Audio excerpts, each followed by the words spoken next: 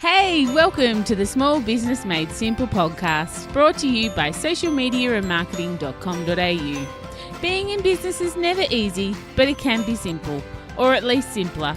Join me, your host Jen Donovan, every week where we focus on marketing, social media, and working towards simplifying your business. You with me? Let's do this.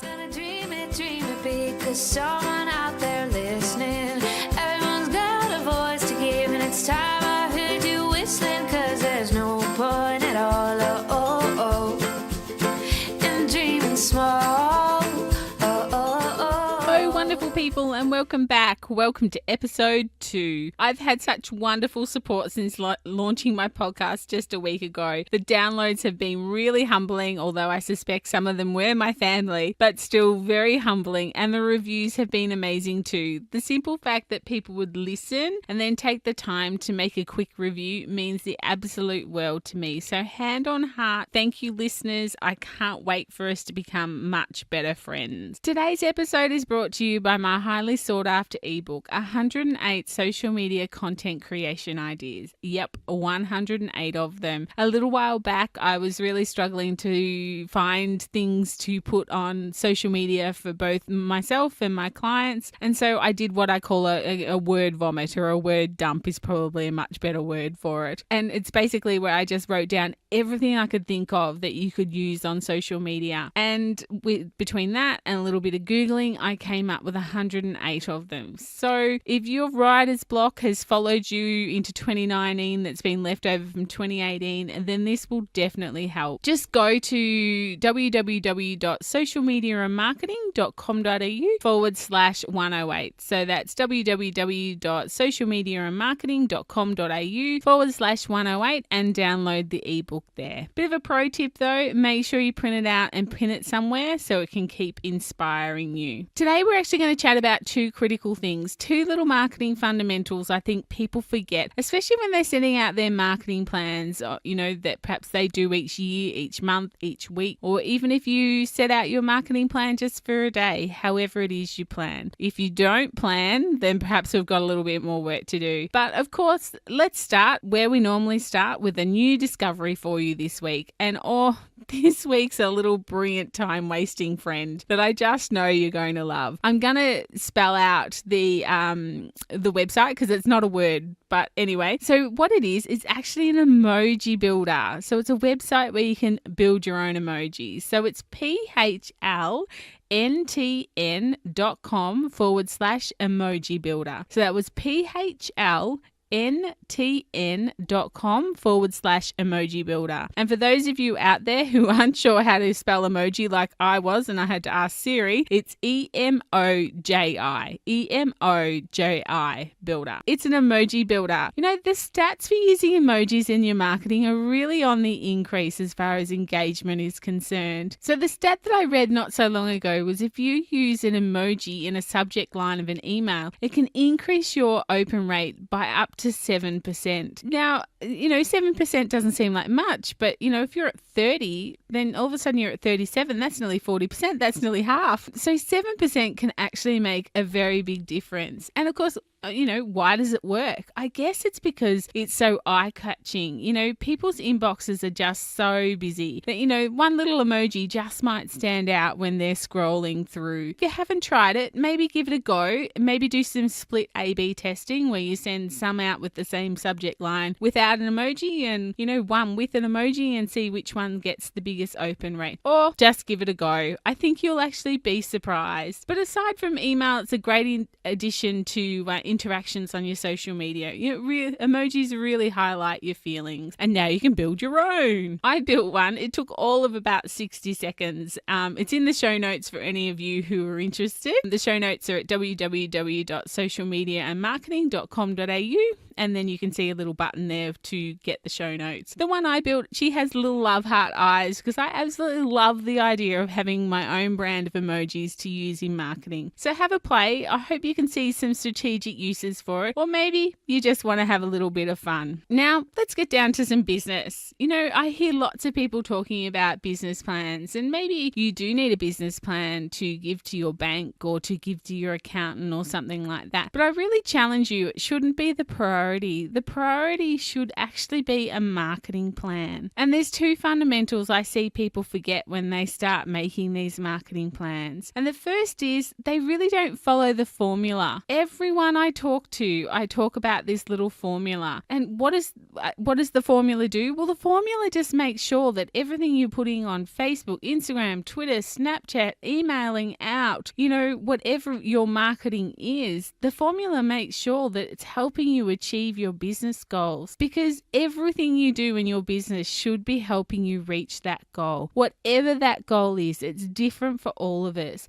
But we need to stop posting on social for posting's sake. We need to stop emailing for email's sake. We need to stop posting on social media because some expert in a podcast or a webinar or an email told us that we had to post at least once a day, twice a day, pin 12 times a day, or tweet 20 times a day. We've just got to stop it. We've got to have some strategy around this. Posting on social needs strategy. Social media needs strategy. Email marketing needs strategy. All marketing should have strategy. So let me dive a little bit deeper when it comes to this formula that I'm talking about that basically makes everything hook back into your actual business objective. So for those of you who are interested, in the show notes I've got a little graphic done, so that might help you with that. But if you're anything like me, you're probably driving or running or walking while you're listening to that podcast, and that just isn't working for you. So I'm going to try and explain it the best I can. So basically up the top you have your business objectives, and your business objective is your overall objective that you want to do, and let's just say in the next 12 months. So in the next 12 months you want to make a net profit of X. You can have whatever business objectives you want. We'll just use our little net profit objective just for this example today's. I want to make a net profit of X.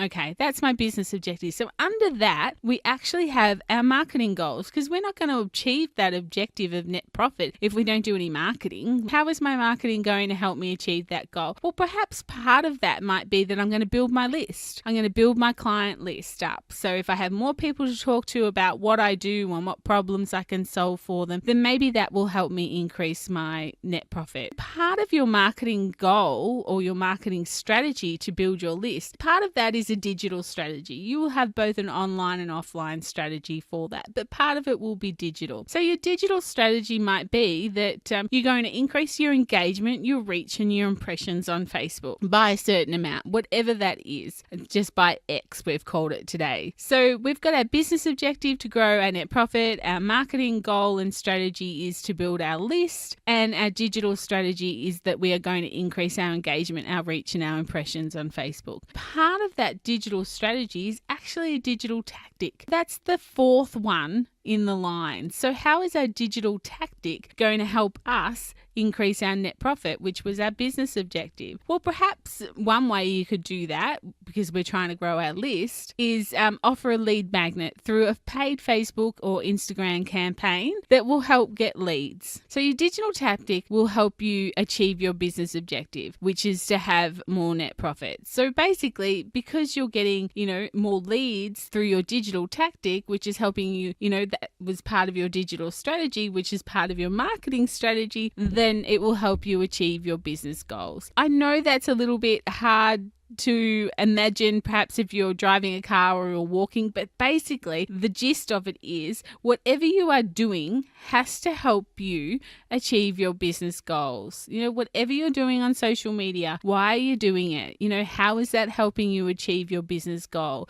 For me, if it was to grow my net profit, then how is it going to help me grow my client list so I've got more people to talk to and help solve more people's problems? Just got to stop posting for posting's sake and really start focusing on that business objective. Perhaps if you haven't had time to sit down and work out your business objective for 2019, then maybe that's something you could concentrate a little bit on today. Maybe you could sit down and just work out, what is your business objective and how is your digital and your offline marketing going to play a role in helping you achieve that in 2019. Let's move on to the second fundamental thing that I see that people miss when it comes to working out their marketing plans. People plan how many many times they're going to post on Facebook and how many emails they're going to write, and they concentrate on subject lines and things like that. There's one mistake that I hear and see just so often when it comes to certainly online strategies for in marketing plans, and that is that people don't have a reach out strategy. I hear time and time again things like social media doesn't work for my business and nobody's finding me. It's too crowded on social media. No one engages with my posts. It's not worth my timing and effort. And look, guys, I really get it. I truly do. Social media can be a complete and utter rabbit warren and an all-time consuming beast. And if you're not seeing the rewards that can lead to more sales, then it can lead to big, broad statements and wrong statements like social media doesn't work for my type of business. Because basically we've all been sold a lie. We've been sold this lie that on social media, if we build it, they will come. And it's just not true. We can build the absolute heck out of something and they still won't come because they just don't know we're here. For the clients and audience members that I hear say things like this, I love to scratch the surface just a wee bit to see what their social media strategy is. How long do they spend on social media not posting and not looking at their private feeds in a day or in a week? And I can tell you responses include a look of confusion as to say, well, what do you mean? And some people say 5 minutes, 10 minutes, and most people say none. And therein lies the problem, my dear friends.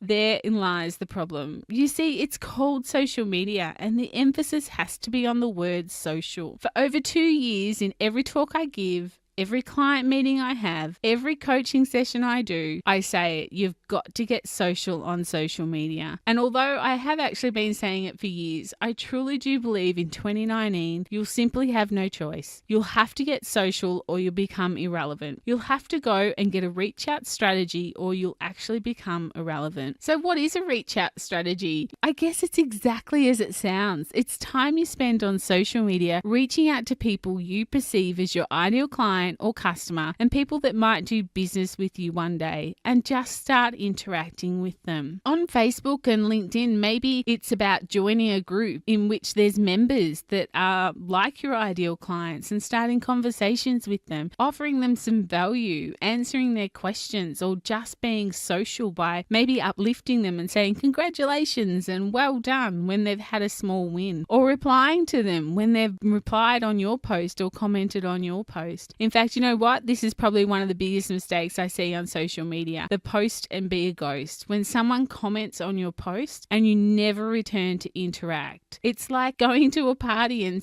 someone looking at me and saying, "Hi Jen, how you going?" And me looking at them dead in the eye and simply turning my back and walking away. You'll never win friends that way. In fact, it'll be the complete opposite. It wouldn't happen in real life and therefore it can't happen on social media. It's just no different. So perhaps on a platform like Instagram, it might look a little bit different. Maybe your reach out strategy may be a little bit different, although you're still interacting with people who interact with you, except bots. People who use bots for automating commenting, forget those. I think we can tell these days if it's a human or not that's interacting with us. If you think it is a human or if you're suspicious it's not a human, it doesn't take much to respond to their comment that they've made on your Instagram feed. The other thing in Instagram is to go looking for your ideal client or customer. Search your most used hashtags and see who else is interacting with them and maybe follow them. You never know who just might follow you back. Comment on their posts and holy guacamole, they just might comment back. If someone follows you, check them out. If they look like someone who might do business with you one day,